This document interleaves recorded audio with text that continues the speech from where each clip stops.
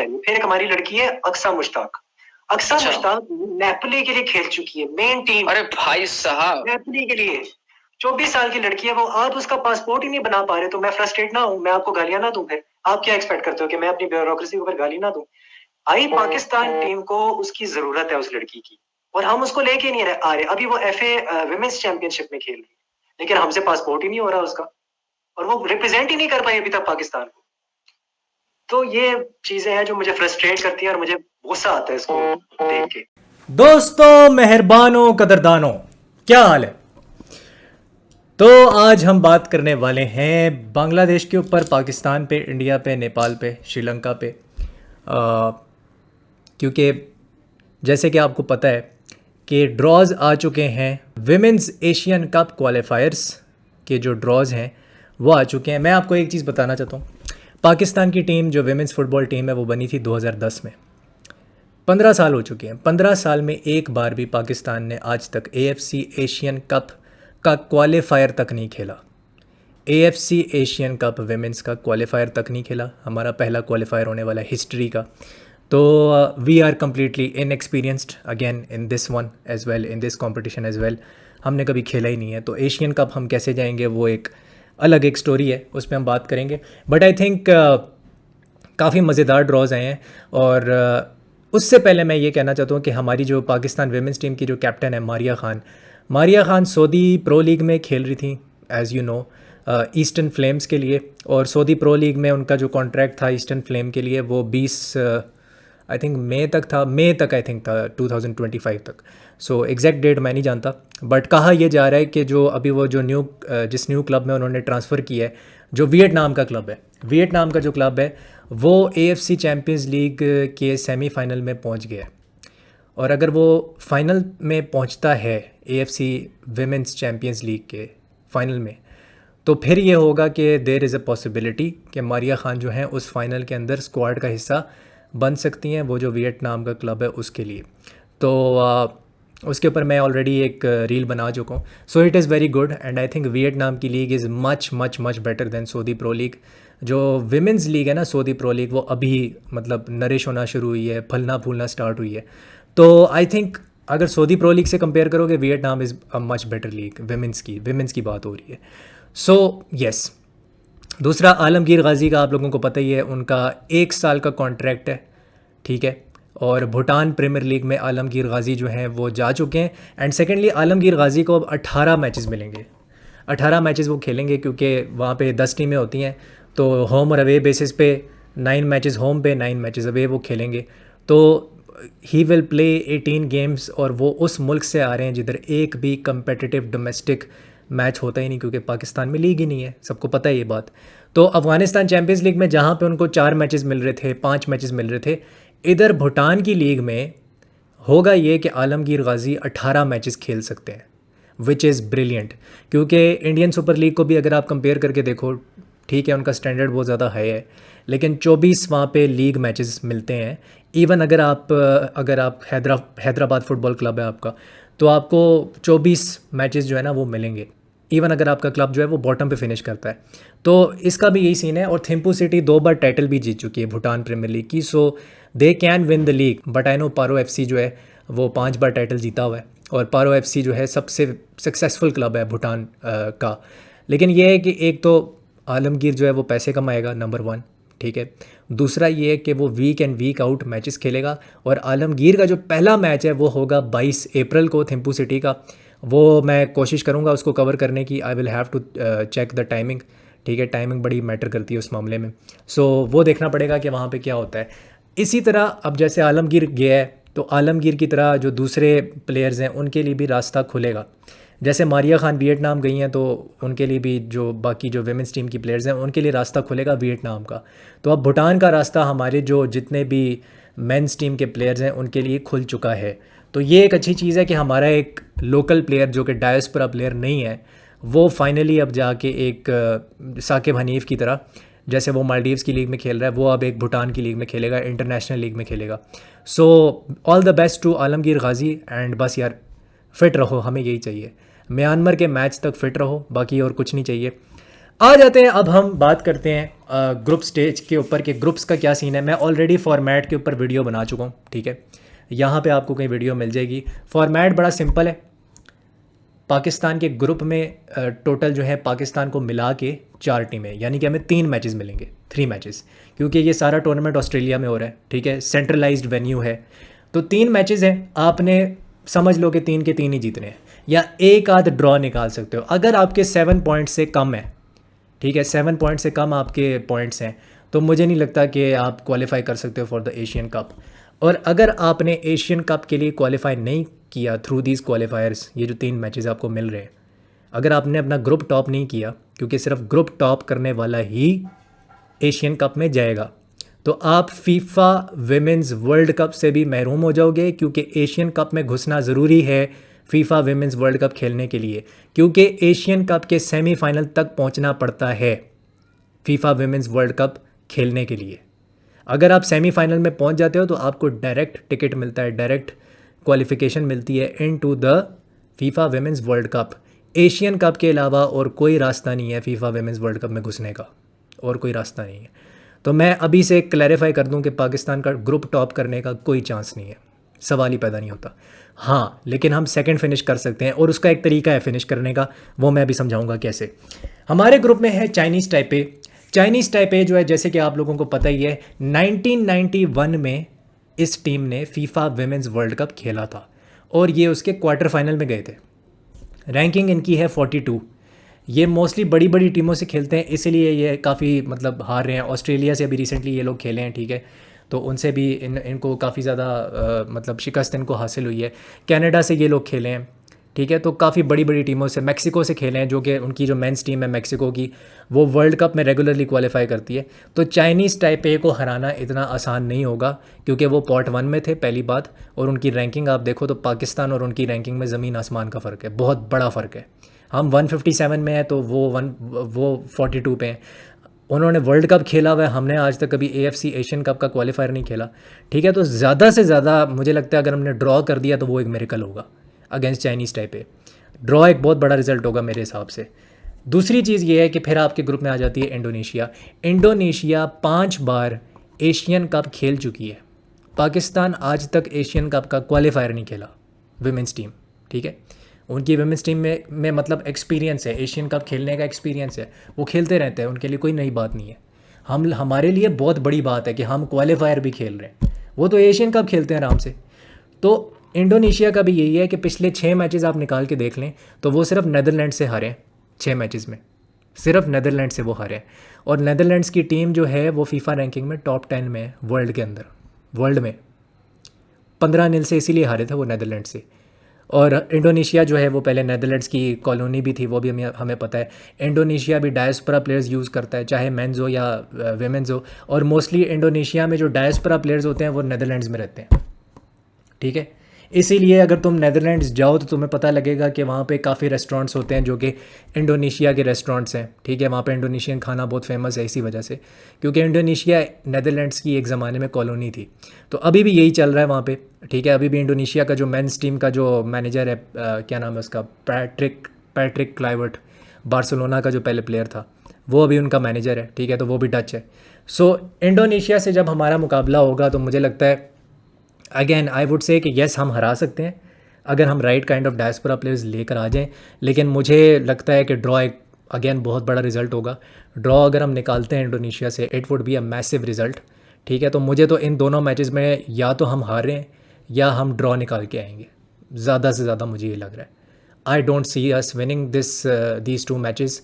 Indonesia की भी जो रैंकिंग है, उनकी फॉर्म भी बहुत अच्छी जा रही है, और उनकी रैंकिंग 94 पे है, ठीक है। ओके, बहुत ज़्यादा उनकी रैंकिंग नहीं है, इतनी ज़्यादा हाई नहीं है, बट वो टॉप 100 में है, एंड वो अपने मैचेस जीतते हुए आ रहे हैं, वो एक मोमेंटम के अंदर है, ठीक है। तो इंडोनेशिया ऐसा नहीं है कि काफ़ी सारे मैचेस हारती हुए आ रही है या उनकी फॉर्म ख़राब है, ऐसा भी नहीं है। So they will also use that diaspora player tool, जो कि ओरिजिन प्लेयर्स का टूल होता है, वो यूज़ करेंगे। हम किस टीम को हरा सकते हैं? हम हरा सकते हैं किर्गिज़ रिपब्लिक को, यानी कि किर्गिस्तान को। किर्गिस्तान के हमारे जैसे ही हालात हैं, उनका भी यही है कि वो एशियन कप में जो है वो वेरी सेल्डम खेलते हैं, ठीक है। हम तो खैर बिल्कुल खेलते ही नहीं, बट वेरी सेल्डम वो भी खेलते हैं। रैंकिंग उनकी 135 है, तो रैंकिंग के एतबार से देखा जाए तो येस हम हरा सकते हैं। लेकिन देन अगेन किर्गिस्तान भी जो है कैफ़ा में खेलती है, ठीक है, रेगुलरली उज़्बेकिस्तान के साथ खेलती है, और उज़्बेकिस्तान जो है जो विमेंस टीम है उनकी वो टॉप 50 में है, टॉप 50, ठीक है। और वो नेपाल के ग्रुप में, उस पर भी मैं बात करूँगा। तो किर्गिस्तान से भी देखो, अगर हम राइट डायस्पोरा प्लेयर लेकर आते हैं, मैं गारंटी देता हूँ कि हम किर्गिस्तान को हराएंगे। मैं इस चीज़ की गारंटी देता हूँ अगर हम right kind of diaspora players लेकर आते हैं। हमें अभी डायस्पोरा प्लेयर्स पे ही डिपेंडेंट रहना पड़ेगा, क्योंकि हमारी कोई लीग नहीं होने वाली बिफोर जून और जुलाई से पहले तो सवाल ही पैदा नहीं होता जो सैफ चैम्पियनशिप है कि आपकी कोई लीग हो, चाहे वो मेंस की लीग है या वो विमेंस की है। ना ही कोई नेशनल चैलेंज कप होने वाला है, ये मैं काफ़ी बार बता चुका हूँ। ऐसा कुछ नहीं होने वाला। फ्रेंडलीज़ भी नहीं होंगे, 90% चांस है कोई फ्रेंडलीज़ नहीं होंगे। मेंस का तो मैं बोलता हूँ 100% चांस है कोई फ्रेंडली नहीं होगा, ठीक है। विमेंस का फिर भी मैं 10% चांस दे रहा हूँ, ठीक है। दूसरा, अब मैं बात करता हूँ डायस्पोरा प्लेयर्स की। अगर ये 4 लड़कियाँ आती हैं पाकिस्तान विमेंस नेशनल टीम में बिफोर जून, मैं गारंटी से कहता हूँ, मैं आज लिख के दे रहा हूँ, गारंटी से मैं ये कह रहा हूँ, हम इस ग्रुप में सेकंड फिनिश कर सकते हैं। अब तुम बोलोगे शायान सेकंड फिनिश करने से क्या होता है, हम क्वालिफाई तो नहीं करेंगे एशियन कप के लिए। हम हिस्ट्री में पहली बार AFC एशियन कप क्वालिफायर खेल रहे हैं। लेट मी रिपीट, हमने दुनिया को एक मैसेज देना है कि we are here to fight for the top spot. हम ऐसे नहीं जा सकते इस टूर्नामेंट के अंदर कि यार हमारे साथ खिलवाड़ करो आप, ठीक है, हमें 5-0 4-0 गोल मारो, ठीक है, हमें बेइज्जत करो और आराम से आप चले जाओ, ठीक है, 3 पॉइंट्स लेके। ये हमने नहीं होने देना।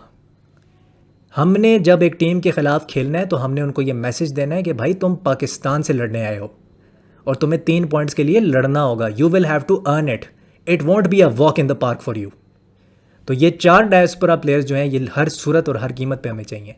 नंबर 1 लड़की का नाम है अक्सा मुश्ताक। मैं 2 साल से बात कर रहा हूँ इसकी, 2 साल से इनकी मैं बात कर रहा हूँ, 2023 से। मेरी रील्स भी पड़ी हुई हैं और मेरी पुरानी वीडियोस भी निकाल के देख लेना डायस्पोरा प्लेयर्स पे विमेंस की, ठीक है। तो ये लड़की नेपोली में खेल चुकी है। मेरे ख्याल से इससे ज़्यादा मुझे कुछ बोलने की ज़रूरत नहीं है। टॉप 5 यूरोपियन लीग में ये खेल चुकी है। पाकिस्तान की विमेंस फुटबॉल टीम की एतजाज़ मुजफ़्फ़र हुसैन है ये। हमें ये लड़की हर कीमत पे और हर सूरत चाहिए, एट ऑल कॉस्ट। और मैं एक और मैसिव स्टेटमेंट दूंगा, अगर हम इस लड़की के बगैर AFC एशियन कप क्वालिफायर्स के अंदर गए, लेट मी रिपीट, अगर हम इस लड़की के बगैर AFC एशियन कप क्वालिफायर्स में गए तो वो खुदकुशी होगी, ठीक है। अब हम दूसरे उस पर आ जाते हैं, दूसरी लड़की लैला बनारस। 2023 में मैं एक पूरी वीडियो बना चुका हूँ लैला बनारस पे, जिधर मैंने प्रॉपर बात की थी जब ये बर्मिंघम सिटी में खेलती थी। अभी ये खेल रही है वुल्व्स के अंदर, वुल्वरहैम्पटन वांडरर्स के लिए ये लड़की खेल रही है। हमें अगेन इस लड़की की ज़रूरत है, we need her, she has quality and I think अभी मेरे ख्याल से 18 की है या 19 ईयर्स ओल्ड है, मुझे अभी चेक करना पड़ेगा, but I think she is 18 और 19 ईयर्स ओल्ड। उस टाइम ये 16-17 की थी। So she is very young and she is extremely talented, और हमारी जो पूरी टीम है उसका एक ये बैकबोन बन सकती है, ठीक है। और अगले 2 सालों में मैं गारंटी से कहता हूँ she can become a superstar for Pakistan women's national team, अगर हम इस लड़की को ले आते हैं, ठीक है।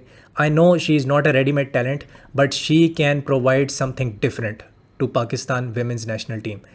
अब मैं आने वाला हूँ मार्शा मलिक पे, जिसको सब जानते हैं, कराची यूनाइटेड के लिए वो खेल चुकी हैं। She is a diaspora player, ठीक है, and she also played in the national women's championship for Karachi United. Semifinal तक वो टीम क्यों गई थी कराची यूनाइटेड की? क्योंकि मार्शा मलिक थी उस टीम में। एंड मार्शा मलिक, मैं फिर से कहूँगा, मैंने वो मैचेस कवर किए थे, सिंगल हैंडेडली मार्शा मलिक ने कराची यूनाइटेड को उस चैम्पियनशिप के अंदर वो सेमीफाइनल तक लेकर गई थी। और वो कराची यूनाइटेड की टीम 3rd प्लेस पे उन्होंने फिनिश किया था, 3rd प्लेस पे। किसकी वजह से? मार्शा मलिक की वजह से। It was all मार्शा Malik. और मार्शा मलिक अगर उस टीम में ना होती, कराची यूनाइटेड कभी 3rd प्लेस पे फिनिश ना करती, मैं गारंटी से कहता हूँ ये। मार्शा मलिक का क्लोज कंट्रोल काफ़ी अच्छा है। She is also a good passer of the ball. Yes, final 3rd में उनकी डिसीजन मेकिंग अच्छी नहीं है, लेकिन वो कौन सी पाकिस्तानी लोकल प्लेयर है जिसकी डिसीजन मेकिंग अच्छी है फाइनल 3rd में? फाइनल 3rd में तो नादिया खान भी जो है वो सऊदी अरेबिया वाले मैच में स्ट्रगल करी थी। मैंने खुद वो मैच कवर किए, ठीक है, पूरा 90 मिनट्स बैठ के देखा है मैंने। So you have to trust Marsha Malik.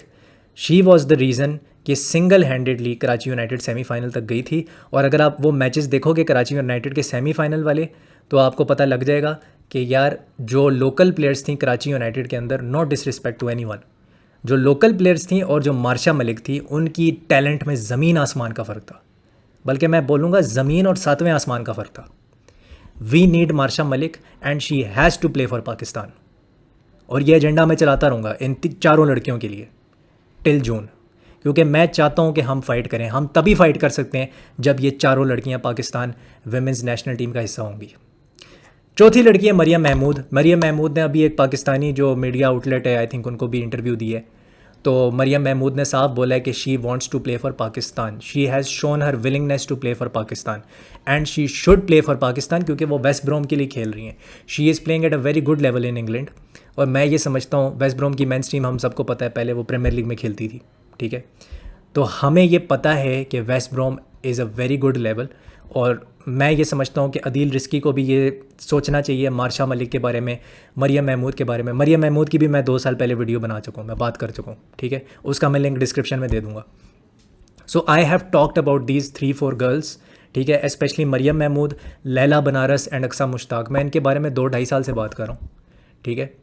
तो ये वो लड़कियां हैं जो कि हमें एक नेक्स्ट लेवल पे लेके जा सकती हैं, और हमें इन चारों लड़कियों की बहुत ज़्यादा ज़रूरत है।